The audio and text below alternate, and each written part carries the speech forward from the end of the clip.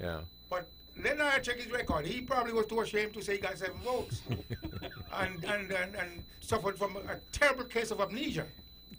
But with this blatant lie by saying he got more votes than I did, and I know everybody who voted for me. I could tell you that. Really? I did, Weber. You got 39 votes. 38 plus mine. So you want to make it clear you voted for you? Well, I did vote for myself. You understand? But Yeah. I could tell you, Weber. and only 1 month I had, and in that month they planted a mole in my campaign, burn up my system. What do you mean a mole? A mole. Yeah, but walk with me. What do you mean a mole? Someone to sabotage, a saboteur.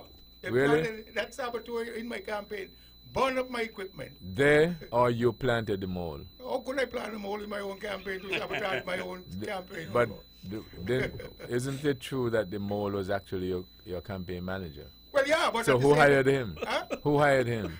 Well, at times you do your due diligence and you didn't do it perfectly, or I didn't do it perfectly, and consequently, So in essence, you hired him, right. and it turns out it was a mole.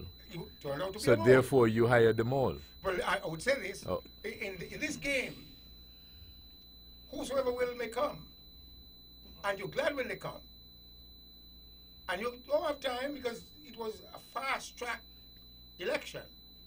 1 month before the election, I got into the race, and sure, I was eyeing the seat. I would have served if I had won it, but it was a tactical move to defend church ground. You know how things are here. They dig you out of the root. But the point is, you got more votes than Naya. The record is there, Weber. And let me see, I may have jogged Naya's memory this evening. No, you haven't. Well, again, if you want to say you got more votes than 39. No, but last week we were talking about money and Whoever money, brought it and about. how much money people suppose or should spend on election. Naya, get I'm closer really to the the point microphone for me. Get closer to the microphone. The point I was trying to make, and a lot of people understood, I'm surprised Stanley didn't, is that I get understood. more votes per dollar than Mr. Stanley. How much did you spend? My family, I have a lot of family in St. John, you know. And I tell you, my family voted for me. I got a sister here over Bath who never voted for me. She voted for Malcolm. I could tell you that. Different story. Are you following me? But I'm saying I'm to following you, you. And you've never forgotten her. I never forgot her. You don't bother with her. She said. That's not true. That's not true. Okay. That's not true. I mean, the record is there. You ask anybody in church ground. There's a lady in church ground who said she used to go for water. When she put the bucket on her head, she already filled the bucket with food that I sent from St. Croix. Okay, well, All right? yeah. And Let- just the yeah. other day she called me up. When I got there, she wasn't there. And when he said Okay. I put Well, some money on but the let's table. do this. The Honorable Spencer Brand, good evening. Good evening, Webo, and good evening to my colleagues around the table. Webo, I believe that we need to encourage Mr. Stanley to write a book, The Life and Times of Edric W. Stanley. It will come. I think that it would be a very will interesting come. read. I've got a lot because written already. It seems as though you have quite a repertoire of lifetime events and achievements and so on. I believe that can be a good asset to quite a lot of people here on the island of Nevis and certainly throughout the region. So I would just want to encourage him to finish that piece of work. I think that it would be a good piece of history for the people of Nevis. You have to get the inspiration to write, though. I believe you have the inspiration. Right. I don't think you have to And you look. have to have the money to publish, and let's hope that you get more than 39 sold. Anyway, Weber, good evening. It is certainly a pleasure to be here once again, and I just want to say a pleasant good evening to the listeners and viewers who are with us once again tonight, who have allowed us into their homes, on their work, in their vehicles. It is certainly a pleasure for me to be here once again, Weber. Thanks for the invitation. The reason why I extended with Edric on that topic is that amazingly, a lot of people were not aware that we had more than 2 parties before. A lot of people, you know, it's amazing how, and maybe it is not any fault of theirs, that those of us who know need to teach. right? So, you know, what Edric has just brought out there is quite a bit, so people can understand a bit of the history. Dr. Patricia Bartlett, good evening. Good evening, Rebel. Thanks for the invitation to join you and the good gentlemen around the table tonight. I would like to extend a good evening greetings to some folks in St. Thomas, Anne, Pam, Mr. Martin, and there's a Captain Ingy here, and he always has an encouraging word for us. And tonight I would just like to, salute him and just say good night and continue listening. And to my husband, of course, I would like to say good evening. Conrad Naya-Liebert, good evening. Good evening, Webo. And once again, I say pleasant good evening to your hardworking staff here at Vaughan Radio. To my colleagues around the table, a pleasant good evening. Webo is just one of those nights. Started off on a good foot, I suppose. Mr. Stanley displaying his very wide range of capabilities. I'm sure around the table there are other people here with quite a lot of capabilities as well. One would ask that they share them and contribute to the the human resource wherever possible on this little island. Well, it was a pleasure to be here once again, and thanks for the invitation. Ted Hobson, good evening. Good evening, Webo, and good evening to my fellow panelists. As usual, Webo, it's always a great honor to be on Vaughan Radio and Let's Talk program. We've been doing this thing for a very long time, and I've always indicated to the public how proud I am and how honored I feel to be talking to them and to discuss matters of public interest. And I hope tonight I'll have an opportunity to expand on whatever subject is raised. And generally, the man on my left always raised these issues, and I expect that he has something very important to raise tonight. Mr. Stanley, good night. Ted Hobson. Conrad Naya-Liebert. Dr. Patricia Bartlett. The Honorable Spencer Brand and Edric W. Stanley. Your phone calls a little later on 1-869-469-1616 and or 1700. We invite you once again to view this program on our live stream on our Facebook page or Facebook platform, or you can go to YouTube, type Vaughan Radio and subscribe to us there and watch the stream live. We'll be back after these.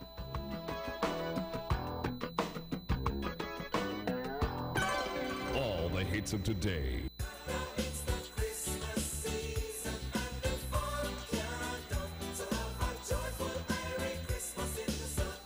And memories of yesterday.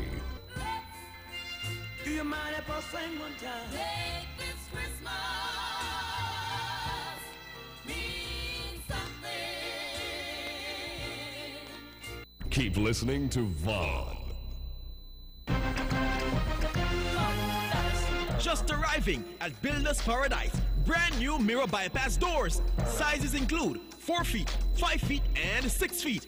Oh, and don't forget to check out their Saturday yard sale for even better discounts. Builders Paradise, where your island dreams begin.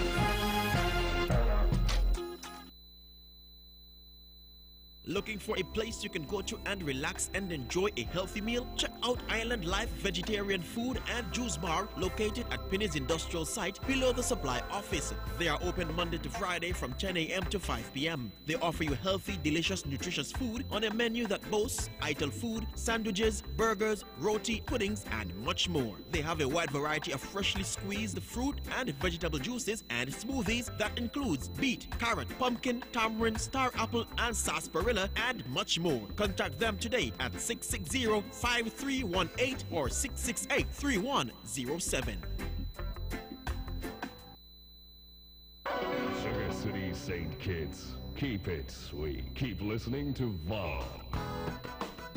Back on this episode of Thought That Get Results with the Honorable Spencer Brand, Dr. Patricia Bartlett, Conrad Naya-Liebert, Ted Hobson, and Edric W. Stanley. Edric. I heard some news today regarding the Scotia Republic Bank buyout. And on the one hand, I said it is good, and on the other hand, I said it is sad or bad. Why I say it is bad is that we do not know exactly how quickly Republic Bank is going to pick up the slack with reference to those people who are employed by Scotia. But what I understood is that they have done a buyout deal, and of course, I don't think Scotia overtook any financial institution when they came in, so it is very likely this transaction would give Scotia a plus on their way out. If they put the infrastructure in when they came in, it means that it is very likely that now they're going out, another entity is going to buy them out. They would be buying out an entity that has started, and goodwill, and of course, other assets that they would acquire would be part of the deal. But I'm hoping, like I said, that it wouldn't take much time before they put the structure in place to have some continuity. I do not know exactly how the tie-up or how the buyout would end, but at the same time, I hope that Republic Bank, I believe, has the resources to understand what's happening in our little island, in St. Kitts Nevis, and not only that in St. Kitts Nevis, understood they would be buying out Scotia, maybe throughout the OECS, maybe further afield, because I know Scotia operates in Trinidad. Most of their decisions are made in Trinidad. I've been associated with Scotia for the past 27 years, and in terms of doing property valuations and so on. And it's good to work for corporate Canada and corporate America and so on and so on. So I'm hoping that with this, it would be a plus for us, Webo. The other things I've completed. Webo. Okay, anybody else want to weigh in on that or anything else? No, Webo, insofar as what the matter raised by Mr. Stanley is concerned, I just heard that matter tonight. I think it came over one of the radio stations. And as a person who have been in banking for some time, because I have been a director of one of the banks in the Federation, I am concerned about it, because I think one of the reasons given was the amount of regulation that now the banks have to operate under.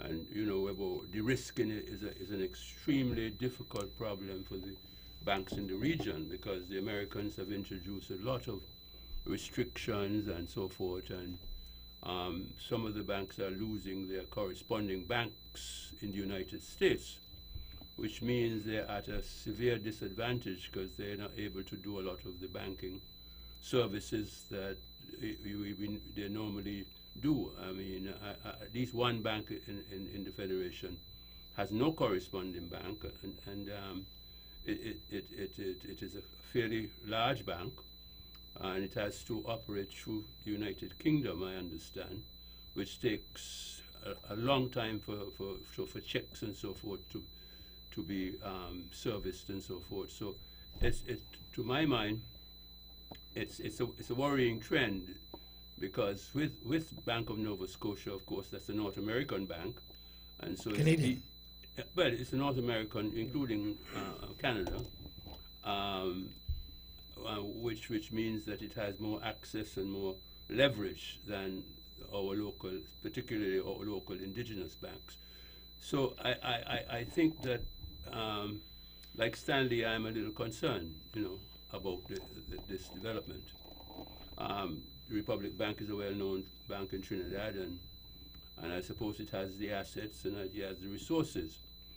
But it's still a worrying trend for me, having been quite aware of the difficulties that the banks are having at the present moment. Ted, you've been in the business, in law, and a wealth of experience all around. Are you satisfied with the knowledge that our people have in general, especially our more educated persons, about issues like these and the economy and investment and so on and so forth? No, well, because take the matter of the risking and the problems that the banks are having. The public should be aware about the difficulties that the banks are having at the present moment, and the kind of regulations that the Americans are imposing on these islands. You had FATCA, you had where we are forced to give information on accounts and so forth, the banks. Americans have forced us to give information to them on the accounts of American citizens and also people with green card and so forth. And the public are ignorant about what is going on. And at the same time, of course, they are very hard on the banks, and they don't know what's going on. The banks have got to be maneuvering all the time. But that is the fault of not only the bank, but the national institution in not giving the public information on what is going on. I mean, nobody wants to be anti-American, but I think people ought to be aware of the difficulties that has been thrown on institutions in the region. And sooner or later we are going to be in serious problem if this trend continue. We're going to be in difficulty to service the kind of lifestyle that we are presently experiencing, all because of the American overreach, in my opinion. As far as the American is concerned, they're able to pass laws that affect countries thousands and thousands of miles away.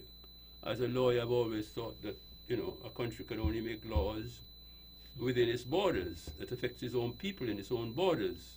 But America feels that they could make laws for people all over the world.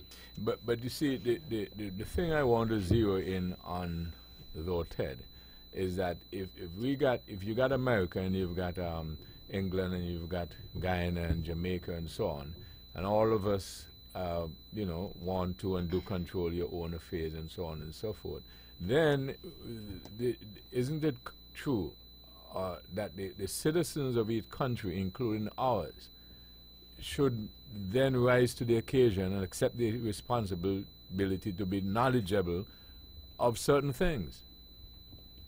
Well, yes, Weber, but where are they going to get the knowledge from unless somebody who has the knowledge pass that on? So that's where I want to zero in on. So who is supposed to teach those among us who are the people who have the knowledge, Weber? They're the only people who can pass on information and knowledge. If you don't have any knowledge or information, you can't pass on anything. Yeah, but walk with me, Ted. Yeah. What I'm saying is, for instance, I gather that, you know, rightly or wrongly, a good percentage of the population look towards your panel, you know, the panel that we have here, for certain information and guidance and so on and so forth, right? And I do say, in my own view, I think, you know, you all try to do the best that you can do. But the question is, as Edric has stated, well, he thinks it's his obligation, it's our obligation. But whose else obligation it is to teach those who are, because that is what I'm hearing all the time. Somebody's supposed to do it. So who is supposed to do it? The other night we were talking about mentorship of young men and so on. And everybody seems to accept that we don't have many, certainly not a lot, of role models, right? So I asked a question, a rhetorical question. Well, who determines who is a role model and who are they? And to me, it is a serious question. Because if you're going to say that we don't have the role models, I would like a debate on that. Because they're always picking role models, putting them before audiences to speak and so on and so forth. And then the back end, you say we don't have role models. So I'd like to know who determines who is a role model, and then we'd like to know, well, who are they? But Weber, if I may, yes. may I, as it relates to the conversation that was started, as it relates to Scotia, I don't know that is because of FACTA and all those other banking restrictions. Well, the reason that they gave was that they're getting out of this area because it's not as profitable as, and it was a comparative thing, and that is not anything new. What we are seeing is that, and this is not anything new for us, they always come, they plunder, and then they leave. Because the argument that they put forward, that I saw in an article, by the way, is that their expectation for this year's, fourth quarter, right, was a 1.79% per share. They got a 1.77%. And that is the reason it fell below expectation. Mind you, when you're talking about billions, I guess it amounts to something else. But notwithstanding, they're not pulling out of places like, I think they said that they're making the 1/4 of their profits came from in the South America, Central and South America. And so that is where they plan to focus now, because they've raped us enough now, well, excuse the language. And now they're moving on. When we see people coming here, we always clamoring for outside investors, but they're not coming here with our best interests in heart, and we need to recognize that soon enough. They're coming there to see what they can continue to plunder and, repatriate. And the sooner we recognize that, the sooner we wake up and all the money you have, I'm not telling people tomorrow must go and grab all your money from Scotia, whatever little you have there, and carry it to Bank of Nevis. But I'm like, that is an indigenous bank. Let us build what we have. But all people have not been doing that. So Scotia now is saying they're concentrating on places like, I think they said Chile, Mexico, Peru, and I think it was Colombia, because that's where they're making most of their money. So it's not like things in those neighborhoods much, but the potential is there for them to maximize, the economic benefits, because that's all they came here for, So I don't know that FACTA is necessary, because FACTA is a worldwide imposition, It's not just imposed on us, so it's not like poor us, FACTA, causing, the banks around here to have all these difficulties. Of course, there are challenges, and we recognize what the challenges are, and I think that the Caribbean have been speaking about these things, and maybe it's not a bad thing to see the back of people who just came here just to plunder. As it relates to the question that I think Mr. Hobson had, well, never mind who would have raised it, but I almost lost my train of thought like the guy last week. Okay, that's okay. Try and recollect it, and let's take this. Good evening. Thank you for holding. Good evening. To your panelists. Good evening. Yes, I heard the news. Do me a favor. Could you speak much louder? Yeah, I heard the news concerning Scotia. And as Dr. Bartlett says that after they have raped the country, and she says that the language is not good, but I think the language is good, because I used to have a little business with them too, and they have some regulations, and so if you don't have certain amount of money, they charge you, and I think that is very unfair, because everybody should want to save something, and you put what you have in, and according as you can, So, I guess what is happening, that after people realize the kind of, I think they've been very extortionate. People maybe are withdrawing from that institution and going into another.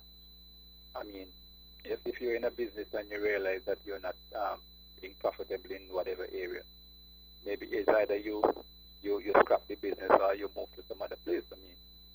That's their thing. But I think they've been very extortionate. And they've been very harsh on people. And as Dr. Bartlett said, I think they've been raping the country.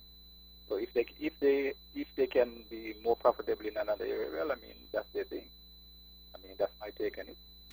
All right, thank you very much. Dr. Bartlett? Yes, so to continue what I was about to say, I think you made reference to, or you posed a question, I don't know if it was a rhetorical question, as to who should be educating us, Whether we sat here and we talked about, and we're always talking about how we are 98% literate. I mean, that you get the basics, and after you get the basics, you could read and write. I mean, it's up to you to continue your education. There's such a thing as continuing education. You don't stop after you leave school, you know, and if you don't learn, you're going to get licks. I mean, in school, it used to be if you don't learn, you get licks. You know, well, notwithstanding you had dyslexia, you would get licks anyway. You know, that was not an excuse. So nowadays, we have to educate ourselves. So we have to read. I see people with their smartphone. I mean, almost everybody has a smartphone now. Each child used to get a computer in school. I'm glad that they've done away with that, because these people just misuse the opportunities that we had. You know, everybody had a computer, and then you find them playing games and all kind of things that did not necessarily add to their educational value. And I'm like, it's about time that we took the responsibility of. Every year, I think that the banks have a period of time that they call it financial literacy period. I think it was a month that they would have. Yes, October. And people need to tune into these kind of things. You know, you have your smartphone, you get online, don't just go on there to talk people business. I mean, that does not advance you. You know, and I think that is what our failing is. We do not read enough. So, you know? In essence, you're putting the burden on ourselves. But of course, yes, I wouldn't take it away from us. You know, we should be educating ourselves. Naya? Well, yes, to me, it's capitalism at work. The banks in the region failed to meet the expectation in the fourth quarter, and they have decided to concentrate elsewhere. I always thought that that particular bank had some pretty much unfriendly policies, really. One time, you know, I was told that, you know, in my bank, which is National Bank, that if I come to the bank more than twice a month, I got to pay $25 per month. And I need to come with my bank book and all that. And I went around to find out more about this thing, and I understand other banks and you know, a lot of people point their finger to Scotiabank in terms of, you know, extortionate practices. But you know, I'm not going to get too deep into that, really. When I read the article, what strikes me is that here are international institutions looking at the performance of a region, not individual islands, but performance of a region. And they speak towards the fact that they are getting a better deal, again, in another regions, with of course, much bigger countries. And it strikes me that we sometimes doesn't see ourselves as a part of a group, whereas in the international sphere, we are looked as a part of a group, a region, really. Nevis Bank is there, and I'm sure other islands have indigenous bank as well. But are we educated by those who are supposed to expose us to a lot of things and prompt our minds sometimes that we can do the research? I mean, I get this, and I'm now trying to reflect on who sent me this information, and I can't even recall. But I mean, this information, how widespread is this information really? You know, and how much people understand the consequence of this and the real reason. In fact, when these things happen, we never really get the real reason from these big corporations, you know. I totally agree with Pat. You know, the American, and also Europe. I think Mr. Hobson forget that there's a lot of restriction placed on the banks in the third world and also in the Caribbean, Africa, and South America, by the European Union as well. So we are kind of backed up here in a sense. But can we operate in a world by ourselves? No. I think, you know, with the rise of international terrorism and all this, international security is a major concern. And of course, the movements of money, you know, play a major part in all this. So yes, we are not in a vacuum by ourselves. I think this is what globalization is all about. And so we must realize that to be strong and to be recognized as some kind of force in this internet, we got to see ourselves as a region. I mean, this Caribbean initiative is important, you know, and because we are small and very, very, very vulnerable. Mr. Stanley talked about the bank closing and where does the workers go, you know. But how many workers are there? But at the same time, Webo, I'm saying that this is capitalism at work. It is unfortunate if it's going to impact negatively on us. Nevis have sufficient bank in Charlestown anyway. So I really don't. Sure. I really don't see the big worry about it. Only that, yes, there's that trend, as Mr. Upson spoke about, that if, we are not left with much room to play in this region, our of course, legislative policy as it relates to our finance and how to go about it is being constantly undermined by international institutions and international bodies. But just to remind us all that we are not operating in a vacuum by ourselves, and we always make mention how intelligent we are.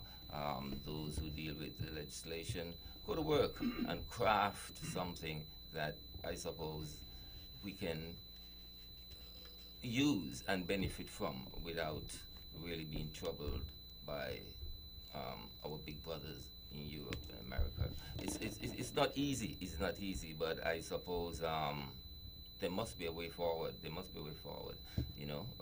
Scotiabank, bye-bye. I never really do any business with Scotiabank at all. But I don't think it would impact on us. Webo, let me say this. Add one thing, though. Let me just say this. All right, I would like to get a definition of plunder. Let's do this. Let's do this. Let's go to Pat. Let her finish up the extra comment. We'll take a break and we'll come back to you. Pat? I just wanted to add, though, I don't think there should be any hysteria at this point. I think it just the banking operations are being sold out to another bank. The operation continues, from what I understand. So I don't think that people should get all fidgety and think that it's going to crash on them. And it also will speak to how knowledgeable we as a people are of an economic system and a financial system. Mergers happen all the time. Businesses, if they're not making profit and so on, and they're different. I to tell the truth, I've had some, encounters with people who in very pivotal position, and I'm sort of alarmed of their knowledge of business operations. Some people just see it as a one-track sort of thing, and sometimes they say, no wonder we are very stagnant when it comes to growth in the economy, because with what has made the United States and those big economies and so on so great and so massive is innovation. And some people can't understand that. For instance, something as simple as raising capital to start a business. Some people think that the only way you can raise capital to start a business is go to the bank and borrow some money, even if it is at a higher cost. And these are people who are in very pivotal positions, and you got to argue with them. There are lots of different ways, and that's what innovation is all about, and that was what expand economies and cause it to grow. And so that's why, when Dr. Bartlett made a point, when I asked a question, who's supposed to teach us? Because everybody's sitting down and like to make this point. Nobody told me nothing. So as I go to the break, let me repeat, Dr. Bartlett says, we are 90-something% literate. And after that, you must tell yourself things. This is thought that get results. We'll be back after these. VON vibrates. The whole Caribbean must shake. 860 AM, the Powerhouse. Just arriving at Builders Paradise. Brand new mirror bypass doors. Sizes include 4 feet, 5 feet, and 6 feet. Oh, and don't forget to check out their Saturday yard sale for even better discounts. Builders Paradise, where your island dreams begin.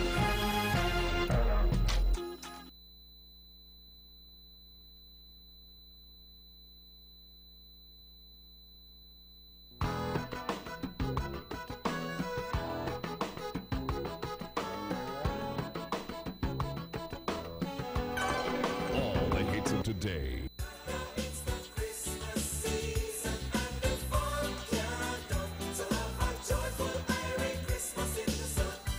and memories of yesterday. Do you mind if I sing one time? Make this Christmas mean something. Keep listening to Vaughn.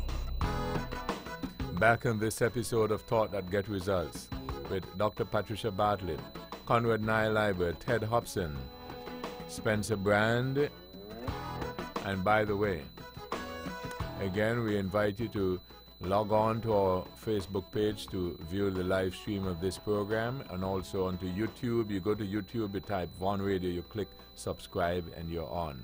To Edric W. Stanley. Yes, Webo, I heard the word plunder, and I have to ask the real reason why it was used, because the central bank governs or regulates all the banks in the OECS. Let's say the banks in the OECS.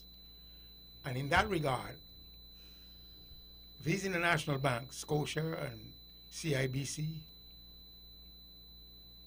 Royal Bank of Canada, those are three, I think, international banks, they have to comply under the regulations dished out by our central bank, which is located in St. Kitts. Plunder. If we have a natural resource, or natural resources, gold, palladium, silver, diamond,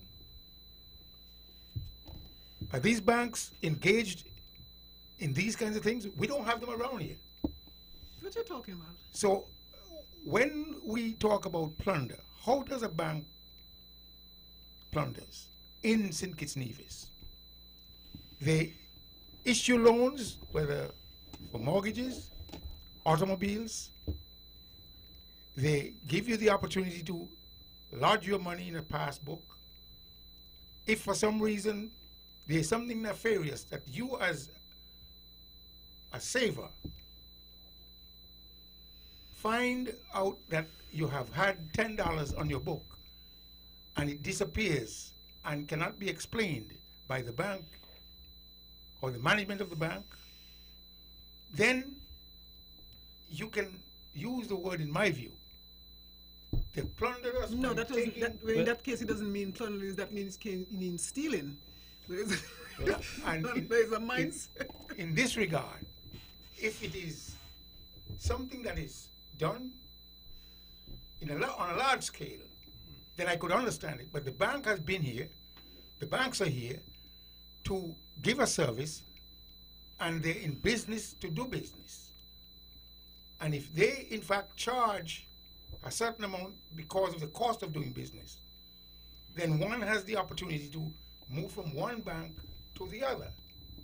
So when the label that they've plundered what they've been doing here, I think it is unfair to use such a terminology and label a bank or banks in that regard. Also, I don't think that they have, in fact, stolen people money. Who was saying that? I'm not saying that also, one of the important factors to look at is the economy. And the Caribbean, to be fair, the economies these days are not so robust in that, even the islands that are doing pretty well, if you do the research into it, you'll find that those economies are doing well because they're sort of operating on a sort of socialist, more socialist way, where government is handling most of these operations, and then governments have basically their own banks, and so there's not a lot left in the private sector for the other banks to so that's one of the things that you basically have to look at, and that socialism viewpoint and so on and so forth works up to a point. Well, and that's perhaps for another discussion. Mr. Well, I just want to make last point. We'll get to you, but let's go to Mr. Brand. Yes. Well, I picked up the news earlier this afternoon, and the first thing that came to my mind was this huge volume of non-performing loans. I think we spoke about that right here on this program some time ago about the volume, so to speak, of non-performing loans throughout the region. And you spoke also, Webber, about the economies. Almost all of the islands in the Caribbean are facing some serious challenge as it regards to the economy. Barbados, Dominica, I mean, you name it, all of them. So the contraction, so to speak, and I think Dr. Bartlett mentioned the 0.0 something 1% in the difference, as it was a point something percent. And that may be a small digit, Webber, but the trend, that trend has been continuing in that direction for some time. And it appears to me that a lot of these external banks, Scotia has made this determination that they might be moving on. I would not be surprised if other external entities do the same, because the way in which a lot of these economies are performing, along with a high rate of non-performing loan, it is kind of alarm bell, so to speak, that is going off in some of these.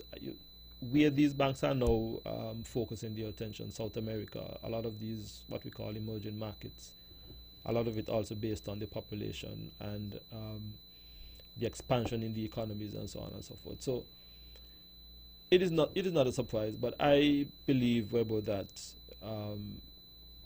as a people, we have to recognize that for us to really take hold of our own finances, I think the present governor of the central bank mentioned some time ago, we need to probably begin to think about the Eastern Caribbean Bank, especially setting up something like that in the U.S. to deal with our corresponding. And whether or not we want to think about it, I believe that that is where we are going to have to go if we want to survive in this kind of hostile environment when it comes towards our finances and our economy. But isn't it true, though, that if we come back to the root point that Dr. Bartlett had made earlier, it seems to me that a lot of things we do in the Caribbean, we do, some of it has to be done from the top down. But we need to do more things from the bottom up, because a lot of things, if people are to understand and frame a thinking or philosophy, then it will be easier it will be easier done. Meaning that if people understand how the whole financial network and systems work, they will understand why it is important to bank at an indigenous bank, for instance, and don't use every opportunity they have to kill a local organization, etc., etc., etc. But if people don't understand that, but there are just a few elite people who know and then want to tell everybody else, just follow me because I said, it may not work. And it's the same thing, and when we had a discussion the other night when Ted was making the point forcefully, that people ought to log on to the Caribbean Court of Justice, and some person made a point about, the white people deciding and so on and so forth. But what we maybe have to do with that, we have to give our people, demonstrate confidence in the court system and dealing with one another and so on and so forth. Once we have that confidence and that trust, then it wouldn't be difficult to get us to log on to something else. But we don't see it that way. We prefer to have an elite few saying this is what we should do, and it wouldn't always work. Edric. Yes, I come back to the point. Natural resources of a country can be plundered by some of the international players. And I'm trying to make a comparison, if there is one to be made, with a bank on the one hand and a mining company of an international label taking out the resources of a country and benefiting from those resources.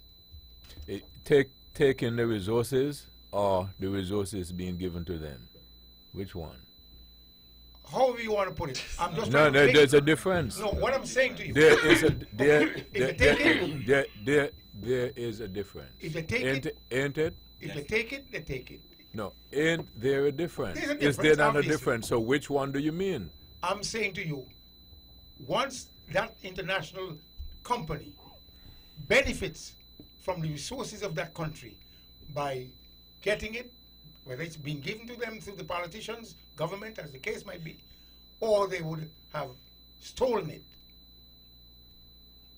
for their own benefit, for their own aggrandization, for their own profits, then I could understand the terminology plundering. So in other words, if you give me something that had belonged to you, and I make maximum use of it, it is fair to say that I plundered it from you?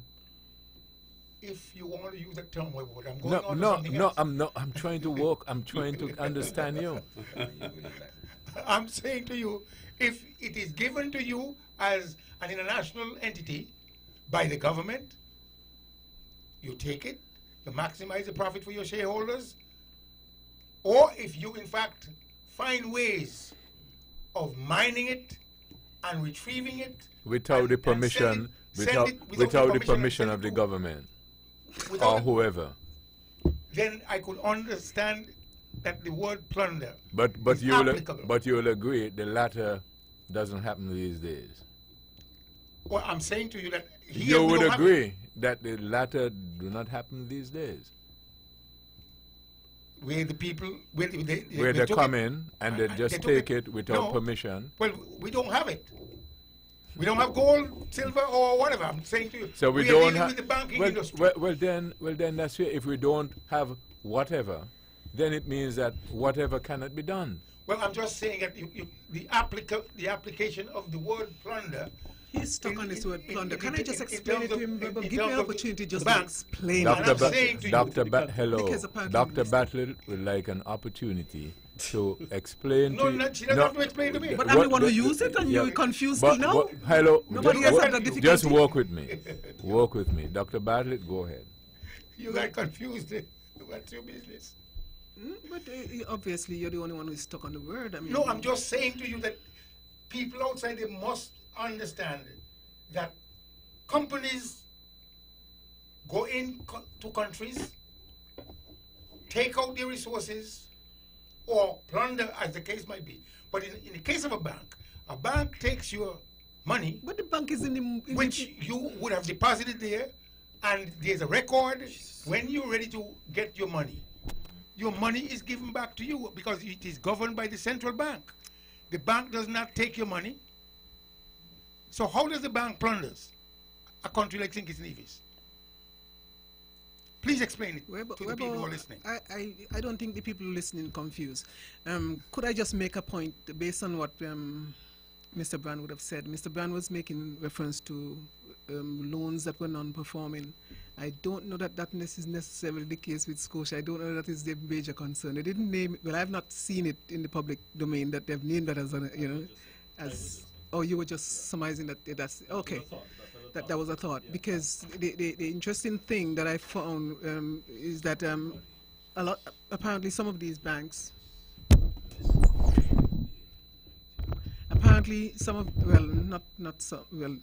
international banks generally, they have when they give a mortgage, they normally would have that insured. So even if you don't pay, they don't lose anything, and then they still come back and then foreclose on you. So that is a reality. So I don't think that they're necessarily leaving, and I thought that you were trying to make the point that they were leaving because that was one of the issues. Of course, it is an issue that plague most banks, yes. But for those banks, especially international banks, I just wanted to, clarify the point that, most of their mortgages are insured. It was just a thought process that went to me when I read this. Yeah, okay. Fair enough. Well, like I said, that these banks are in business to do business. And they are not here operating willy-nilly. They're governed by certain restrictions issued by the central bank that is located in St. Kitts. And as a result, they have to follow these rules and regulations. And anybody who has an issue with any of the banks, they can take it up with the central bank and they would have redress. So again, I don't see the banks operating in a nefarious way with reference to harming us, plundering our resources, as the case might be. They give out loans. Mr. Stanley, they give out mortgages. Let me interrupt you. Yes. What would you say if I were to suggest to you that the interest rate could be, from the opinion or the view of Spencer Brand, that the interest rate could be much more attractable in the region? Don't you think that the high interest rate is one that is creating some of the hardships of our people? But there's competition. There's competition which regulates which regulates the rate on the one hand, and I am almost certain that the central bank has jurisdictional authority over interest rate. Over interest rate. But you don't think that they can do better? Again, if I stick a rate of 10% on a mortgage out there, it is not operating in a vacuum. But let me be more specific. If the Bank of Nevis sticks a mortgage rate out there as 10%, not operating in a vacuum, National Bank is going to hear, and National Bank is going to say, what are you trying to steal my business away? Well, I'm going to compete, and therefore I'm going at 9%. As a result, competition in the marketplace brings the right price to the consumer. Sometimes, because I could put it to you that I, for instance, have said with some evidence to some people that there's a natural view that competition normally drives on prices, but not around here. It's supposed to. Yeah, that's what I said. There's a view of natural a natural view. That's what I meant by saying is like saying what goes up must come down. There's a natural view that competition drives down prices, and I'm saying that I have empirical evidence that it doesn't always apply around here. But have you gone in depth to find out whether or not the consumer was educated enough to understand that there's competition that gives him a better deal? Yeah. Than he now has, which means. But you see, there are certain buzzwords that we use when we engage, just like if you begin to hear, for instance, suppose you begin to hear people speak about the stray animals, donkeys and the monkeys and so on and so forth. That's a signal that an election is near. Right? When you begin to hear integrity, honesty, and things, that's an election, another signal and stuff like that. So there are certain things that we use at certain times. When you hear things like, we got the most literate people with 98%, and that's why we were discussing the other night as to exactly what is meant when people say it. And we mostly agree, even people who call in the input, that normally used to convey something else. Right? So, to the point that you were making in terms of the consumer, we just, I believe, agreed.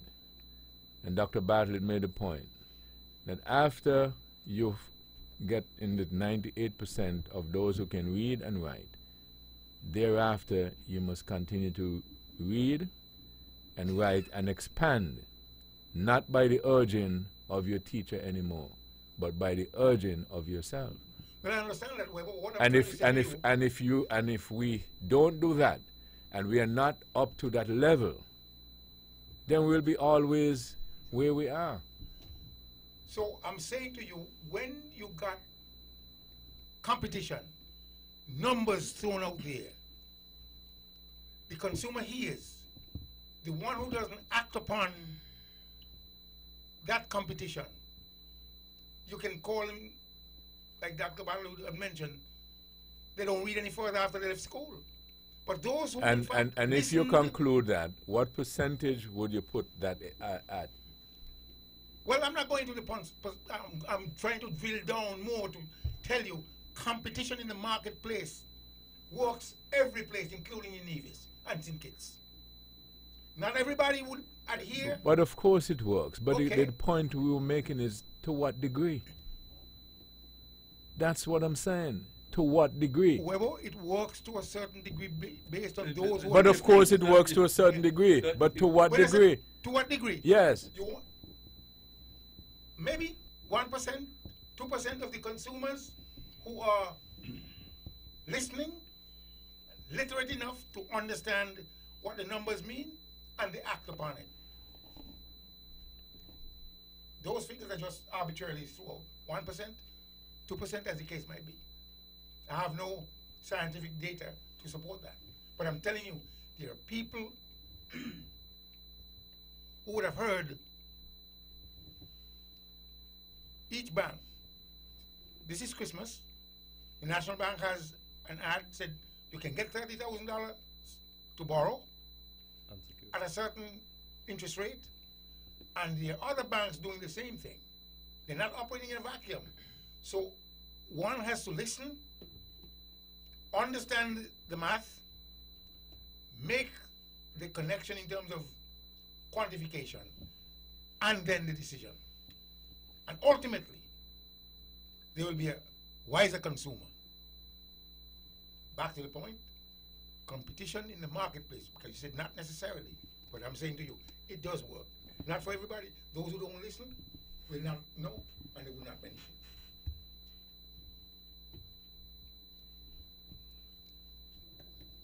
Well, I guess that is quite a bit to ponder. But the truth of the matter is, though, I think around here you have quite a bit of collusion that goes on, and so the market forces really don't, work as it ought to. And it happens in most of the industries around here. At least that is what I found. So it's not even fair to say that we really have competition. What we have is collusion at the top, and people decide that this is what we can extract from these people. You go to the lawyers, you go around the corner, and the bar association, I guess they would set their limit. If you get caught, stealing a piece of cheese, you might just have to pay $20,000 just for representation. You go around the corner, and everybody is going to give you the same $20,000. It's not going to drop by much. That's exactly the point. There's collusion, it's competition. So I quite agree with you, that the market forces don't really work as they ought to, here. And then if you're talking about supermarkets, I mean, most of the supermarkets are not owned by people from here. So if you go on the corner, $10 for a piece of cheese right there. When you go on the corner, $10 piece of cheese, and nobody budging, because you have to eat, So I quite agree with you that it's not fair. The marketplace is not fair here.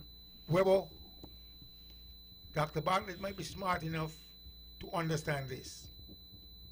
Might be. I said might be. Just might be. There is something known as antitrust. And if you understand what it means, you will agitate to get legislation in place. And when you find a case of antitrust, that is not in my place, we had you push it to the limit to ensure that the public is well served. But that's why we have consumer affairs to look after us. Well, not me, I don't work there. You sometimes say things and try to win the people, as the case might be. I can just talk. Somebody told me that you're talking and nothing happening. So I'm saying to you that you mentioned collusion. Yeah, but and I'm saying to you that there are systems that must be put in place, if they're not in place, to ensure that we don't have antitrust in our community. And as a result, the consumer would be much better off. All of us would be better off. But we're not. Knowing that we have legislation in place and, of course, punitive measures attached to that legislation to ensure that when you find a case of antitrust, like you say, you go around the corner and you got the same price as the case might be, you got the solution to it. Once you have punitive measures. Sure, the punitive measures must be attached to the legislation. It's like I'm listening to a discussion, And you know, everybody has their view on how to solve this crime problem. And the guy says, well, what we need to do is put back hanging on the books, punitive measure. Another fellow says, but that's good, I'll support that. The other fellow said, but the first thing we got to do is to get the people to hang. If you can't get them, who are you going to hang? Yeah. So you got it, yes, punitive measure, you put it on the books, right? So what I'm saying is, we got to get this one before. I'm coming to you with the answer. Go ahead. There are people in there already been convicted to be hung. The death penalty is still on the books. So why are they still enjoying your tax dollars and my tax dollars? Because they have to exhaust the appeals. Is that the appeals have been exhausted already. Some of them, not all, not all, but some are there simply because no one wants to bite the bullet. Who will bail the cat? We have 3 prime ministers already so far. They've had Dr. Douglas, Dr. Kennedy,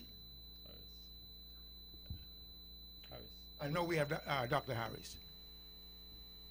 And there are people on death row in our country. And the other people would be convicted, and the appeal would be exhausted. But after the appeal is exhausted and nobody decides to take action, then they hang around. Your tax dollars, my tax dollars, we have to still look after them. But it's our tax dollars that really have to defend them too, you know. Once you have a capital case, you know, they're entitled to. Well, I'm not saying that. I'm not saying to... And it is very expensive, so I don't know who wants to go there. I'm not saying not to give them their day in court. Give them their day in court. But we have to pay for it. And well, we know what we have to pay for. And all the appeals, we have to pay for them too. We have to pay for it. But I'm saying to you, when the time comes, right, and justice has been dished out with reference to they have exhausted all the appeals. Stanley, nobody is now sentenced to be hanged anymore. Nobody's sentenced? Because the judge now has an option, and they generally give you years in prison, not anymore. Because they realize that no hanging is being done. So, and therefore the Privy Council is not going to sanction it. So and therefore he went back to the judges, and the judges decided, even though that they have been convicted. Yeah, so many years. Nobody is sentenced to be hanged anymore. As a matter of fact, nobody has taken any action to hang them. No, nobody is now. When last have you heard anybody being sentenced to be hanged? I understand that, but I'm saying to you that there are people there who are on death row in our prisons. Am I correct or incorrect? No, I don't think so. I don't think anybody's on death row. Have they been pardoned? As a matter of fact, their sentence has been, they have been sentenced to so many years. So the court pulled back the... Look, when somebody is convicted of murder, the court pulled back what? They have a right to appeal, and they go to the Privy Council. The Privy Council has laid down stringent rules in regard to hanging. I understand the process. So there's a case called Pratt-Morgan, which almost virtually prevent hanging of anybody. Almost, you said? Yeah.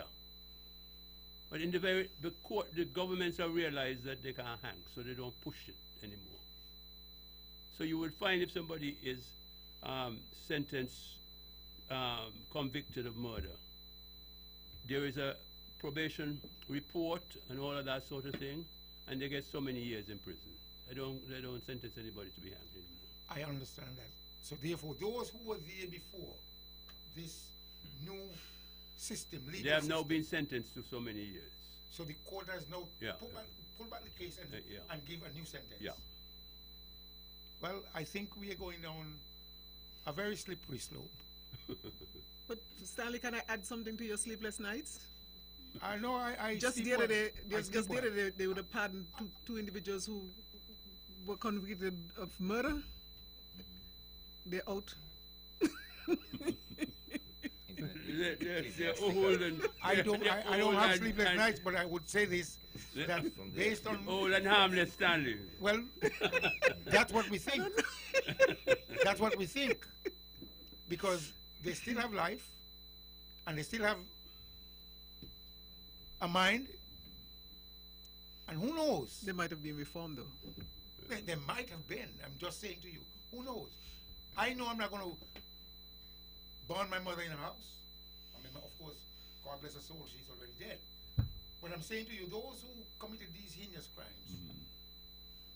they get an opportunity now simply because they have spent a lot of time behind bars. And the court is now saying, let us forgive them. And they're out free. Hopefully nobody would go there and attempt to do anything to them to get them annoyed enough to do what they did 30 years ago. But I could tell you, there are some people who get just as annoyed in their old age as when they're young. I don't know if you remember the Achille Laura. A terrorist went aboard and caught this old man, and the old man bit him, and he just threw him over. Yeah, I remember that. Yeah. Threw him overboard. But the old man had the gumption, the anger in him. If he could have only killed him with his fist, he would have done it. Or with the bite, he would have done it. I'm talking about an old man now. So don't tell me people getting old and they cannot be raised to anger. Stanley, let me take this, Ted. Good evening. Thank you for holding. Good evening. You're on the air. That's why the jail is so full. You want to speak much louder, please? That's why the jailhouse is so full. That's it? Yes, Mr. Oh, okay. All right. Thank you. Yes, go ahead. Ted. Hanging is still on the books, Mr. Stanley. And I am one of those people who still believe that there is a case for hanging in certain cases. Some of the murders have been so horrendous that really the only sanction, in my opinion, is for hanging. You know, to have these people in prison for 30, 40, 50 years and having to look after them. I mean, some of these people are without a soul, without a heart. Some of the murders that has taken place in the region.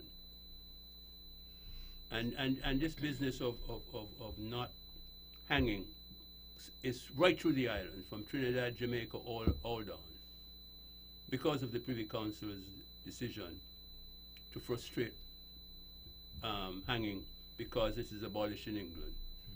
And you go to England to the same judges who would normally have done it, and they're not prepared to sanction it.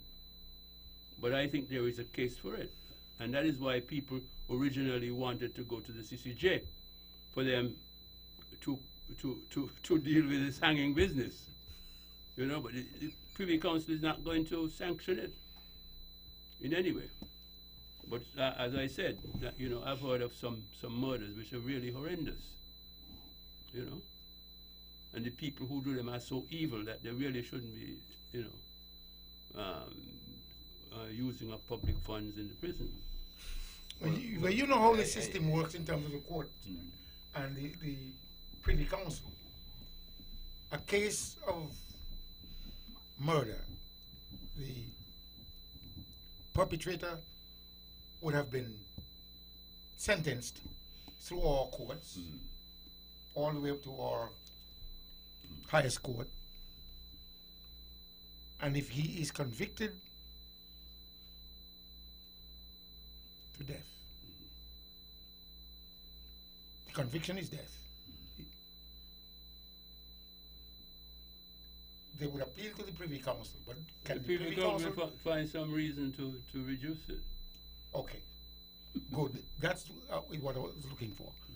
They would find some means, and hence legally reduce the sentence, and thus this person is not sent it back to the court, the regional court, for sentencing.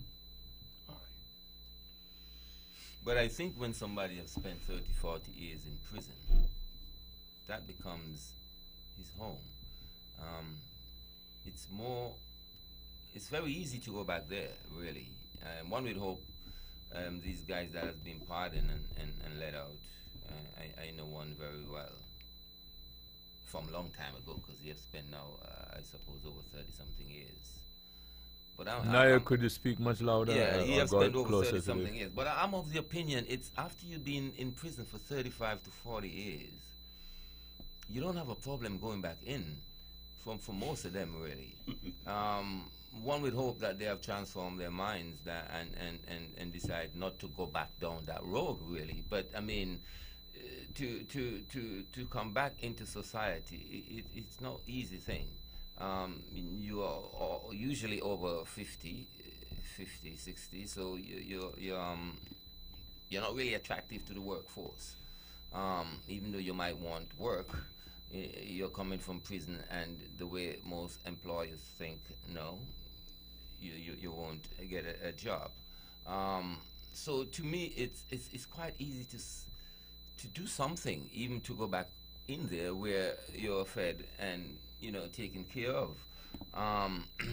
If you maintain that twisted mind and return to the street after 30-something years, it's more than likely you're going to reoffend and do something absolutely silly. Mm-hmm. Unless you have transformed, and find yourself where it's easier to get along. I believe that a life sentence should be a life sentence, or pretty much close to life. If we're not going to hang, and yes, we can all stop and think about, we got to feed them and our tax money and all that stuff. But I find that after 35 years, unless this individual is truly transformed, and of course you would be ensuring that coming back to the street, you can be a danger. It can be a danger, and feel like, well, I mean, I feel much more comfortable and assured behind bars, because I'm out here, I'm not getting any work. The people look at me in such a way, employment is tough, and so I feel like when you have done such crime,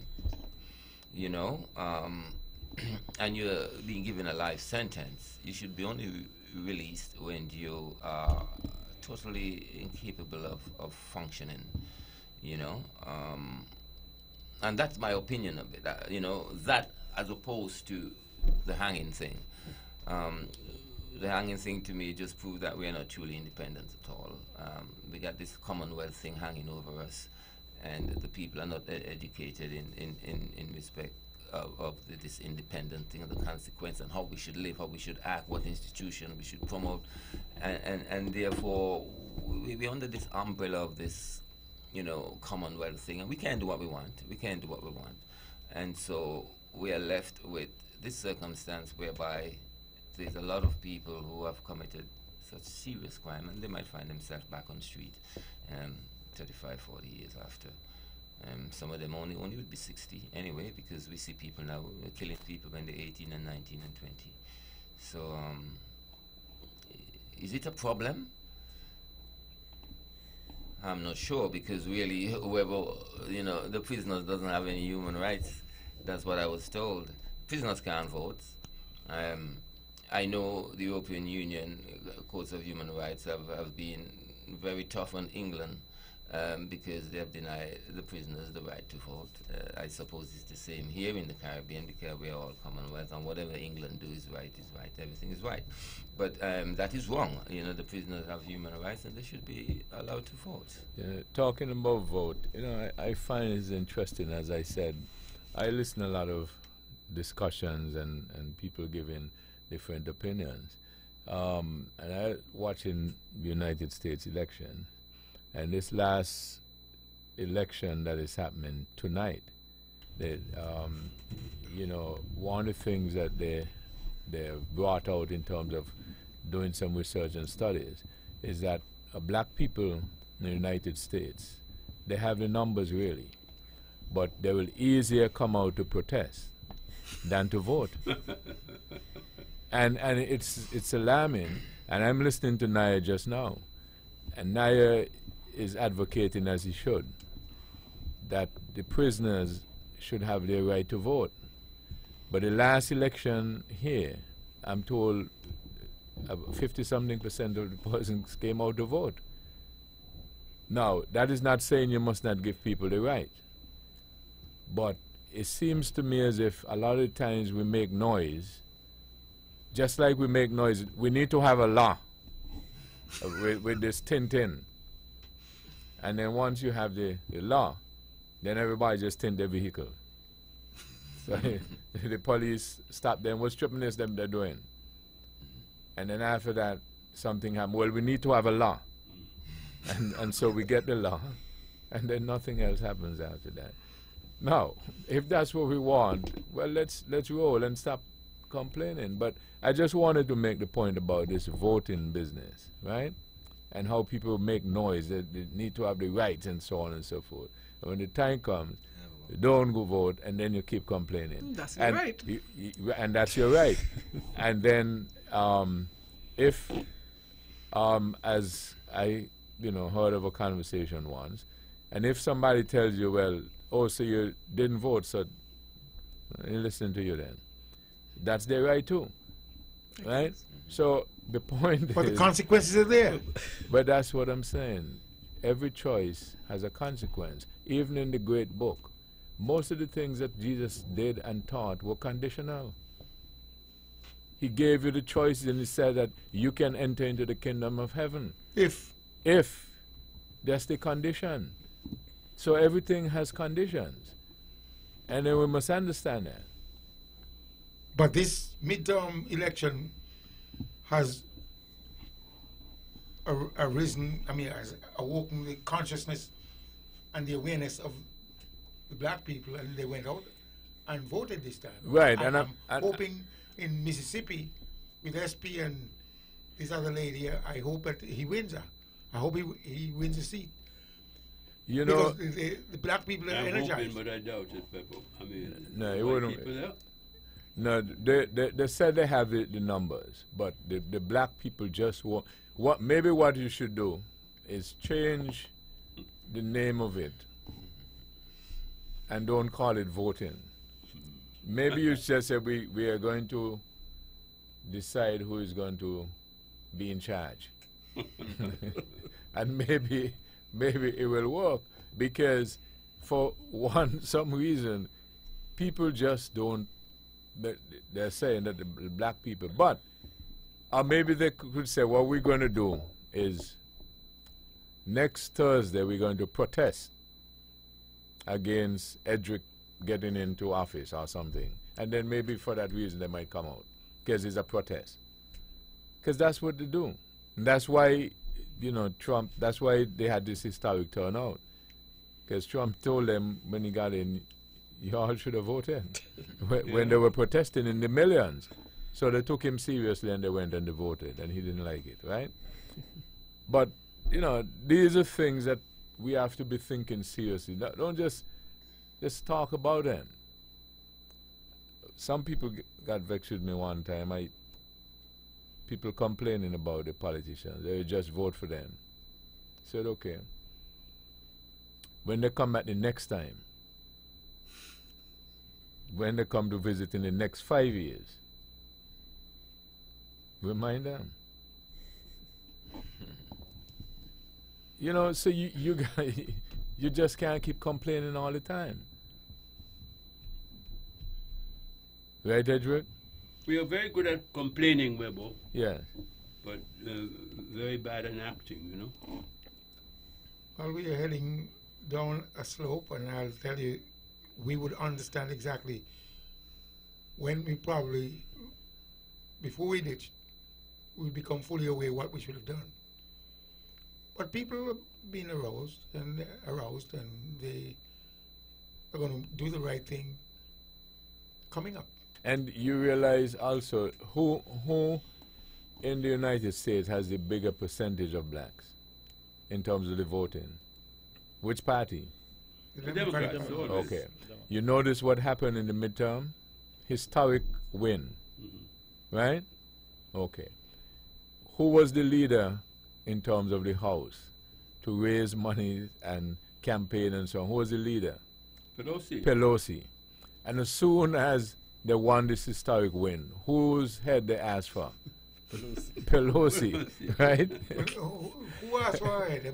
Just a few people. Well, a few people. It was a long process. It was a long process. But it wasn't a few people. It was people in her party. Yeah, true. Yeah. But- Done but- by the Republicans.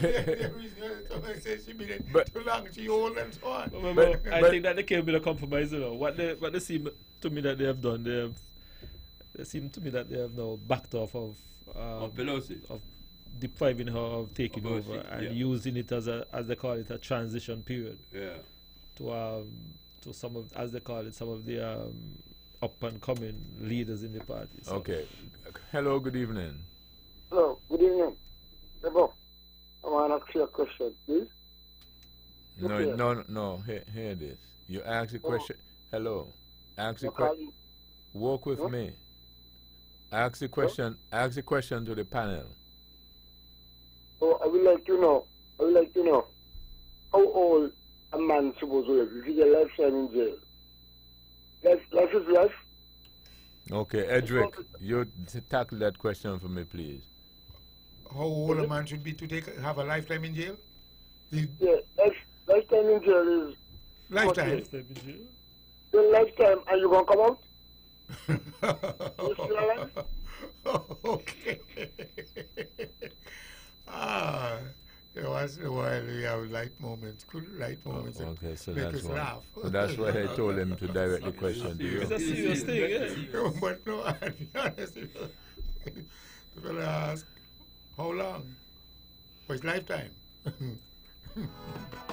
This is Thought That Get Results. We'll be back after these. Looking for a place you can go to and relax and enjoy a healthy meal? Check out Island Life Vegetarian Food and Juice Bar located at Penny's Industrial Site below the supply office. They are open Monday to Friday from 10 a.m. to 5 p.m. They offer you healthy, delicious, nutritious food on a menu that boasts Ital food, sandwiches, burgers, roti, puddings, and much more. They have a wide variety of freshly squeezed fruit and vegetable juices and smoothies that includes beet, carrot, pumpkin, tamarind, star apple, and sarsaparilla, and much more. Contact them today at 660-5318 or 668-3107. All the hits of today.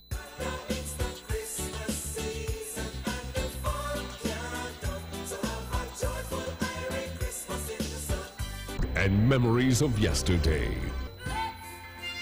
Do you mind if I sing one time? Take this Christmas. Mean something.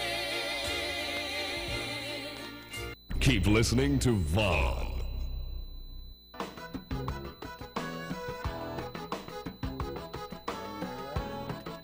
Back in this episode of Thought That Get Results with Dr. Patricia Bartlett, Conrad Nye Liebert, Ted Hobson, Edric W. Stanley, and the Honorable Spencer Brand. Mr. Brand, I might have interrupted you. No, I was saying, Webber, that the matter with Pelosi seemed that they would have come up with a compromise where they are now suggesting that they would accept her as the leader and use it as a transition period. Yeah. And the flip side on that, asking for Pelosi, by the way, is not just because she was old, because, the Democrats had the House and the Senate when Obama won, and he had hells Yep. to get things passed, right? So it's a thinking of that group. But I was saying that, on the other hand, in the Senate, Schumer was the leader. Yeah. And he lost seats. And nobody made any noise. No. So I just... It is... No good deeds go unpunished. Yes, it's just fascinating. Webo, just one observation I wanted to make, though, in this election that they just had. You see the number of women, who Oh, were yes, elected. remarkable, Wow. yeah. Yes, it's about time. I think we're finally getting a breakthrough in America. The other one observation I make locally, I realize that it seems to me they had one of the established parties. They had a whole convention the other day, And I didn't hear anybody making noise say they should include women. But a woman Maybe was people made noise. So they have women in the I don't know. I wasn't there, so I don't know who was making noise about what. But that is what I said. But there was one woman I know, was up for election. Yeah, but what I'm saying is, in the slate that came out for representation, are there any women in it? I don't know if I've seen it. Okay, good. So that's what I'm saying. Especially since that was being reorganized and so on, it would have been interesting to see whether or not the campaign should not have been made for that. Yeah, but I don't know they have enough people around there who that conscious, really. I don't know how. If it's new women, we're just a little too laid back, I'm always appealing to our women to take, our places around here. But I'll continue, though. I'll continue.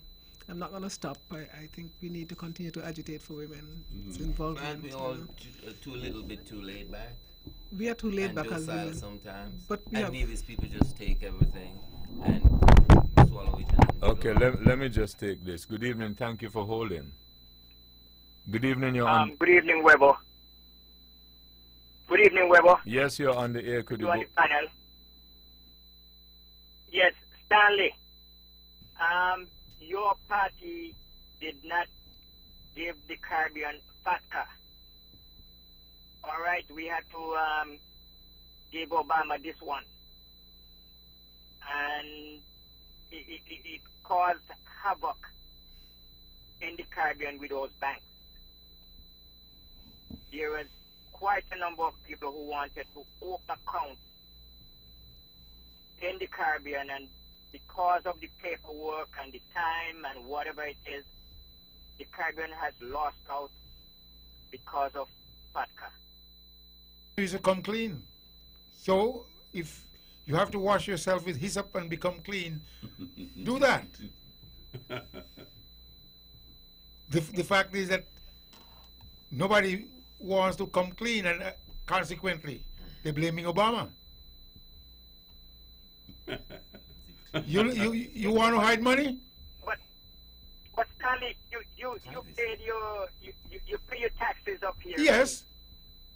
And you retire, whatever it is, and you still have to report the little interest that you have down there. Well, if you have nothing to hide, you report it. All right. So you think you think two things are certain in life, death and taxes. Yeah. But the idea is who paying the bank for the service to do the American work? Who's paying the bank? No, it would be agreements between governments. Because our government could have said, no, I'm not going to... They can't say no. Our government could have said, look, we're not going to agree with any treaty. They might have labeled us as a rogue nation. But at the same time, we might have had our coffers filled. Yeah, but I think it's very unfair on the banks to hire all these, workers just to please, the American government here. Well, there's a cost, and I can't tell you what they're getting out of it. But at the same time, if Uncle Sam says you have to report your 50,000 threshold as a U.S. citizen, you have to report it. So can the islands come together and do some kind of protest, though? No. Well, can they fight back? No. That might be toxic, but there are other methods. There is a move afoot to open a bank up there, and maybe once that bank is open where we got clearance, we might decide that the paper on which we signed this treaty might be torn up. It's not a treaty, Every country had to pass laws in their own parliament. It's an agreement. Everyone. It's an agreement that the United States... I remember Trinidad held out for a while, but they had to do it because they had to get the opposition was not in favor, and they had to get it, the opposition eventually. But the UK have similar laws to FATCA. Yeah, but it's not just the USA. And to the overseas territory and so on. You see, that's why you see when they with the federation, that's what we call divide and conquer, because you don't have everybody speaking with one voice. So this is why all these go back, way back. Well, when they destroy the federation. There are ways to get around it, you know. Huh? There are ways to get around it. You don't have to stick it in the bank. Yeah, ways. You don't have to stick the money in the bank. If it's in the bank, it's going to be recorded. I mean, I shouldn't be saying this. Stanley, you're an American citizen. Well, I'm just saying that you have to come clean. You have to come clean. Stanley. All right, so you're saying there's no solution? There's a solution. Stick it in land. You stick it in the earth. You stick it in land. Okay. And the rate of appreciation on land is much higher than what you get from the bank. What you get from the bank. Absolutely. Yeah. So just follow that line. I understand that. But you know, just for somebody to open an account down there, I've gone through it. It's not just down here though. And it's like you got to bring your grandmother. Your great grandmother. And your great grandmother in the back to make sure it's you. All right, I'm enjoying the program. Okay. Thank you for enlightening. And again, that you mentioned some of what's going on should be done as public service. I mean, you guys doing your part, but more of it should be done to educate the people there of what's going on all the time, continuously. Well, I'd like to take a magic wand and bring them in, instead of they being here, put them up there on the big stage and bring them back. But everybody here opposes it. All right.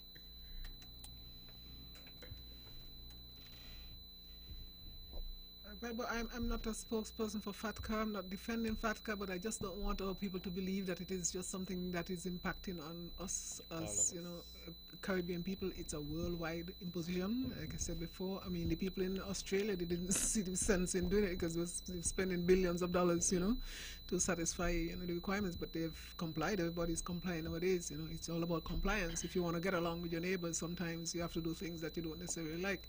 You know, you can't burn your trash when you want to do it. You know, everybody, you have to live in, it's a global community nowadays. And, you know, when other people have interests, you have to listen to what their concerns are. And they seem to think that this is a way for them to try to combat terrorism and the movement of monies and stuff like that. And the least we could do is to try to facilitate as best as we can. You know, I mean, it's causing hardship on all of us, for sure.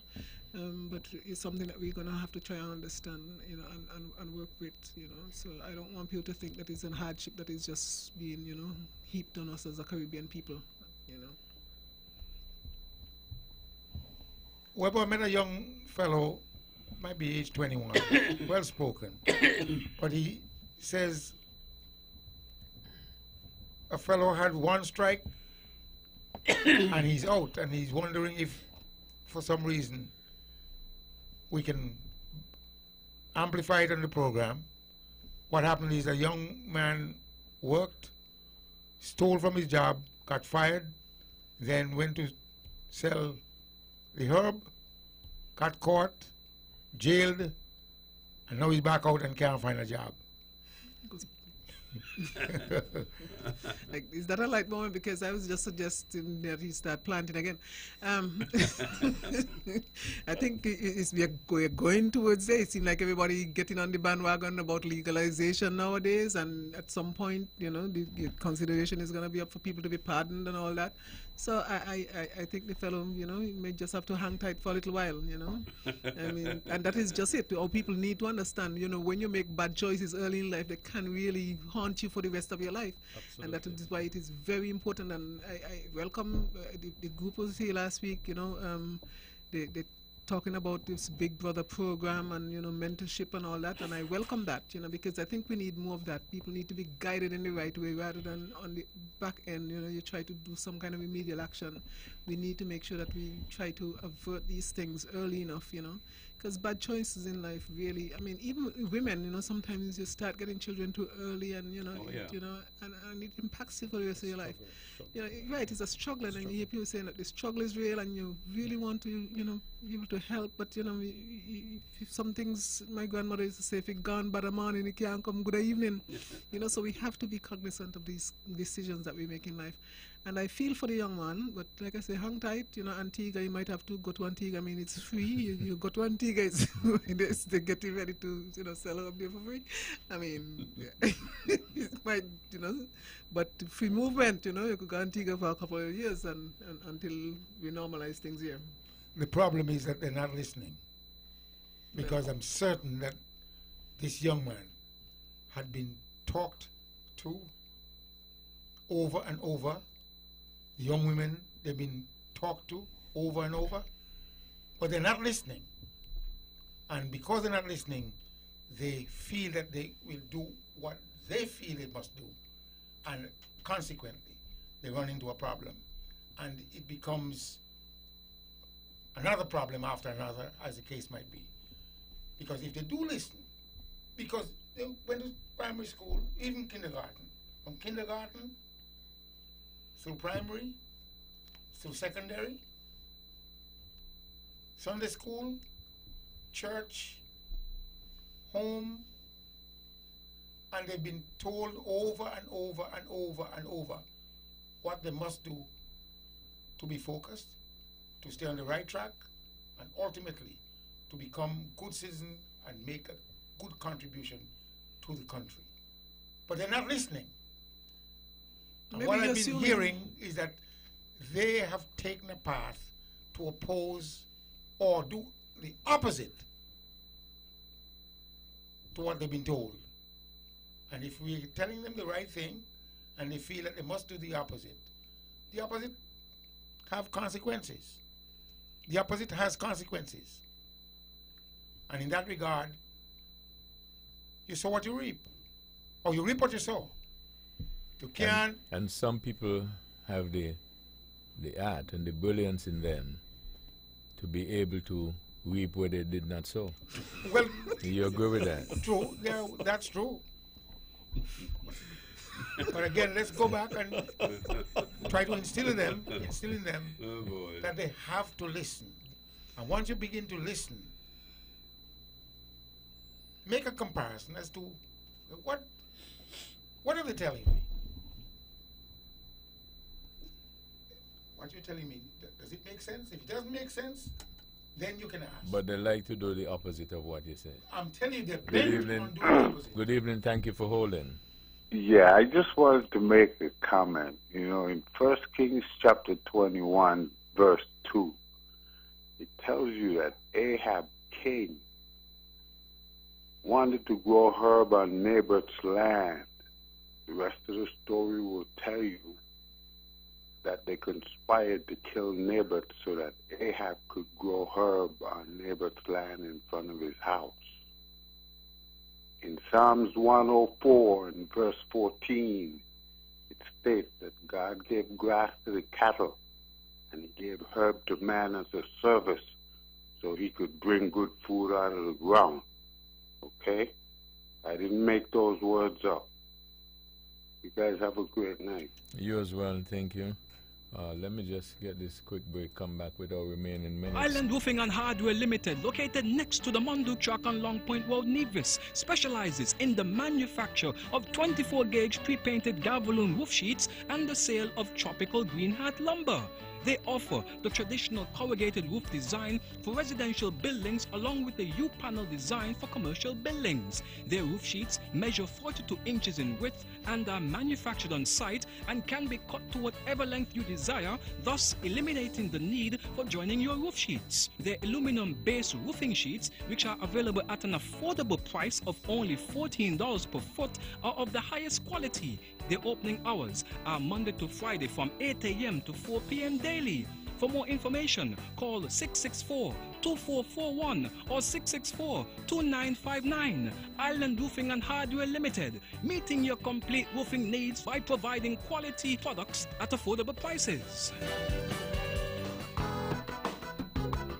Back with our remaining minutes on this edition of Talk That Get Results with Dr. Patricia Bartlett, Conrad Nyliber, Ted Hobson, Edric W. Stanley, the Honorable Spencer Brand. When we look at the negative with reference to the use of ganja, marijuana, whatever you want to call it,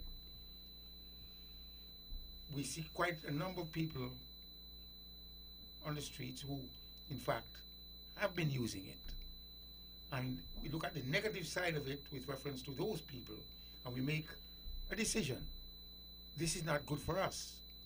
But now that the information is out, good information as to how countries are benefiting from it, we must attempt to send people to get the information and to see how we too can get on the bandwagon. Which country is making money out of it? Canada. Canada, and there are two companies right now on the stock market. Yeah, in Canada. On the big border, either NASDAQ or Dow. But Canada has been legalized in Canada. Yeah. And companies are now looking for land in Brazil, Jamaica, Australia, and we've got a lot of land here. No, I'm saying that if we attempt to get it right, let me repeat that, get it right. Let me ask this: as you capitalize on those good benefits that have just come to come forth, the question I have to ask you, will the ills that you mentioned before, will those automatically go away? Oh, not at all. Okay, so not at all. So as you harness the good things that there can be had or will be had from it, be also reminded and be prepared to deal with the other ills that you spoke about. Well, let right? me just say this. You can't operate in a vacuum, meaning that if they're going to go forward with it, it must be controlled. In Britain, they took, I think, CNN, and they showed you where they got this large area. But you wouldn't say that it's being controlled right now? No, not now. No? Grow it in the woods. So it's not being controlled? No. Definitely really? Control. Stringent control right now. No, well, you don't have laws against it? Well, we have laws against it. So then how else you going to control it? Well, what I'm saying is... No, walk with me. Yeah, how else will you control it? Other than by laws and the implementation, the implementation, yes, of those. Well, what I'm saying to you, if a large company decides to do the investment, you not only have the laws that would be there to control it, but also you now have the financial big people there to guard and guide and stop the small people from. No, I didn't say that. But this is. But that's why you did not say it. That's why I asked. But here, that would be plunder. That would be plunder. What I'm saying to you. Okay, let me ask this because I realize I gotta go. And you can say I bias, but let me go to my friend Ted. Ted, I got him? Yeah, you got him again. Try to don't be wicked, Rebo. This program repeats tomorrow at 10 o'clock. following the VON News Minute. Join the Honorable Mark Brantley tomorrow evening at 8 o'clock for On Demand. Thank you all again for joining us. This is your voice in the community. Thought that get results. You all have a wonderful evening.